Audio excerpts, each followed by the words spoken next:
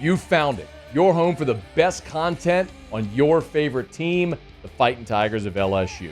Do us a favor, subscribe to the channel, leave your comments below, and be sure to smash that like button.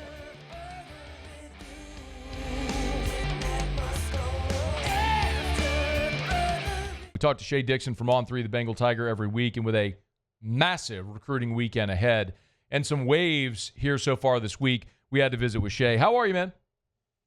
I'm doing well. How are you, Matt? Really well. Okay, let's start with the drama with Tristan Keys and Lamar Brown. I guess we'll start with Lamar. A visit at A&M announced via Hayes Fawcett he wasn't going to take his visit to LSU this weekend. Now he is going to take his visit to LSU. What's going on there? Yeah, I guess like most drama, it ultimately is cyclical and turns out to be nothing. But like Lamar Brown had his Texas A&M OV this past weekend, official visit to College Station, and came back on Sunday. And that night, I guess it was, had put out that he was no longer going to visit LSU this weekend for his final official visit in the month of June. And we've talked every week. I mean, he's been from Miami to Texas A&M, now LSU. He's hit a number of campuses each weekend. And then we'll talk about this more in a second, I'm sure, but the NCAA recruiting calendar goes dead after this weekend. So LSU, the final team to get him on campus, and I don't think there was really ever a doubt that he wasn't going to take that or make that visit to the hometown team this coming weekend. So what was it, less than 24 hours? He had then kind of cleared the air and said he was locked in and sticking with the original plan. So the U-High 5-star will be on campus this weekend. Why did he initially announce he wasn't? Like, what would be the thought behind not taking the visit initially? My best guess would be that the Texas A&M side, which had just hosted him and I've always felt was the biggest threat to LSU, said, hey, look, come back to College Station, help us recruit on our big recruiting weekend, while that would simultaneously keep him away from LSU. And I think that pitch lasted, again, like I said, 14 hours, 8 of which he was probably asleep. So, by the next day, it was back to the normal plan. Okay. We'll get right back to the video, but thrilled to welcome Our Lady of the Lake to AFR LSU. As the championship health partner of LSU athletics, the physicians at Our Lady of the Lake serve the champions on the field in the purple and gold, but that same level of care is available to you and your family. I've been a proud supporter of Our Lady of the Lake my entire life, from volunteering at the Ronald McDonald Playroom as a high schooler to helping so many of the fundraising efforts for the standalone children's hospital, to my own son being a patient now at that very children's hospital, and my primary care physician, Dr. Kurt Chastain at Our Lady of the Lake Men's Health Group. Our Lady of the Lake has been a part of my medical journey my entire life, and you can learn more as well. Our Lady of the Lake and LSU. Together, we roar. The other one is Tristan Keys, the 5-star #1 wide receiver in the country, who's committed to LSU. He is not going to take an Alabama visit this weekend, Shea, but I noticed Keys has also been tweeting about like maybe Bama told him not to come. What's going on there? Yeah, well, he's going to do a midweek visit. It was the same with Auburn a week ago when he did a midweek visit and ended up not going. So he had said, hey, look, I think someone had tweeted something about NIL and canceling the visit. And he said, hey, look, Bama's the one who said, hey, don't worry about coming midweek. If, again, his LSU official visit, they usually get in town, late Thursday night, Friday morning, and then you're there for the weekend. So time's kind of running short probably with the schedules and all that to get him to campus. And look, I don't know what Bama's complete outlook on things with Keys is, but all the same, good for LSU because they've, much like Lamar Brown, Tristen has taken a wave of official visits to campuses, really giving his mom the first time to see everything that's out there with him. And obviously the red carpet gets rolled out when you're a 5-star #1 wide receiver, and he will in the month this weekend at LSU. So a good time to go into the dead period by getting guys both committed and uncommitted like that on campus. Shea Dixon on 3, the Bengal Tiger. Let's talk about this weekend, Shea, because like you mentioned, it's the last weekend before the dead period. What's going on this weekend on campus?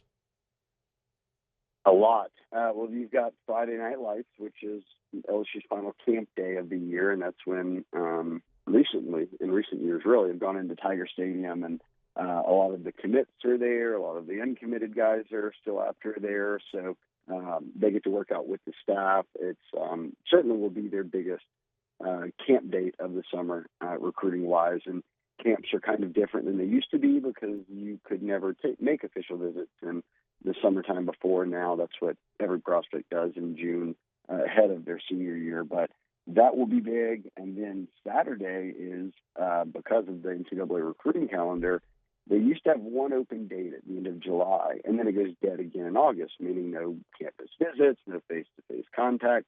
Well, now it's dead all the way through July, and again is dead in August, as it normally will be.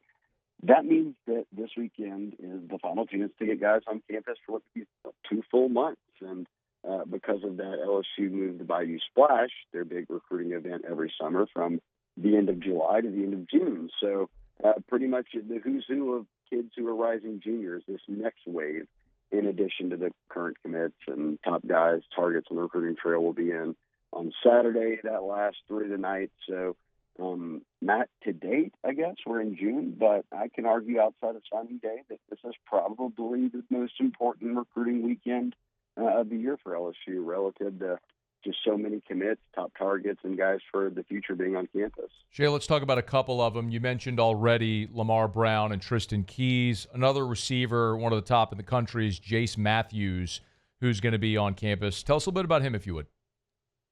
Yeah, he's remained uncommitted coming out of Mississippi, which has a handful of really great receivers. I mean, Tristan Keys is the number 1 ranked receiver in the country.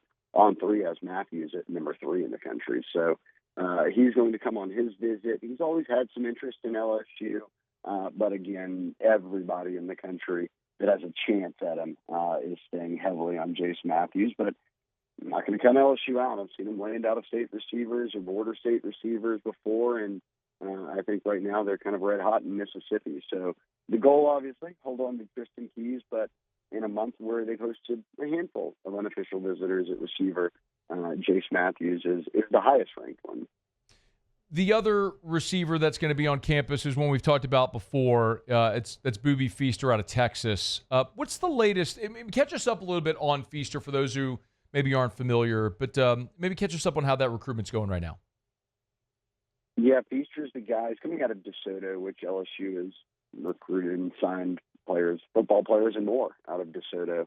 It's been good to LSU over the years when trying to recruit the Lone Star State, East Texas. And I think he got his offer in probably like 9th grade when he was camping at LSU. And he's just been around a lot and has always been one of the better players in the state of Texas. And now he's finally about to be a senior. So time flies. And he's gone through his whole process this summer. And I think most people view A&M as the team that probably is in pole position. Now, he's going into this LSU visit. We're still 6 months from signing day. He is a Louisiana native coming out of North Louisiana, but has grown up in Texas and obviously goes to high school there. But I think you look too, Matt, LSU's got Kenny Darby, Jabari Mack, 2 kids out of Louisiana, 4 stars committed. They'll be in town this weekend for visits. They've got Tristan Keys. And we already saw Ja'Kai Anderson, a 4-star out of New Orleans, put this commitment to SMU after being committed to LSU. And kind of the pitch from SMU was, hey, look, it's a 4-man class. You can come be the number 1 guy in this class. And he made that move. I think now you're kind of balancing how do we keep the 3 we have, but also add, if it's a Feaster or try to go after Jace Matthews or Calvin Russell, another top 10 receiver who visited.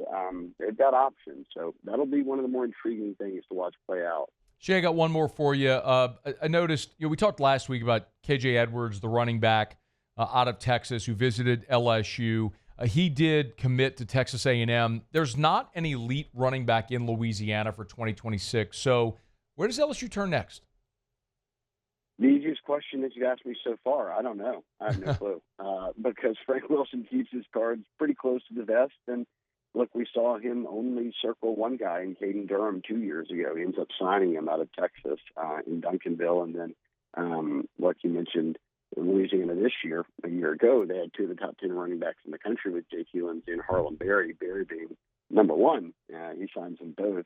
And then he'd only gone publicly at least hard the past few months after after KJ. And like you said, today he commits to A&M. I'd assume that sticks. So we will see, I guess, who kind of he pivots to next. And as you know, it'll probably be an out-of-state running back. Shea Dixon on 3, the Bengal Tiger. Giant recruiting weekend with the Bayou Splash and Friday Night Lights ahead this weekend in Baton Rouge. We'll recap all of it next Tuesday. Shady, we appreciate you, man. Thank you as always. Thanks, Matt. All right, be well. Make sure you get Shea on Twitter at Shea Dixon. Hey, thanks so much for watching. Please leave your comments. I love to interact. And be sure to hit the red subscribe button below.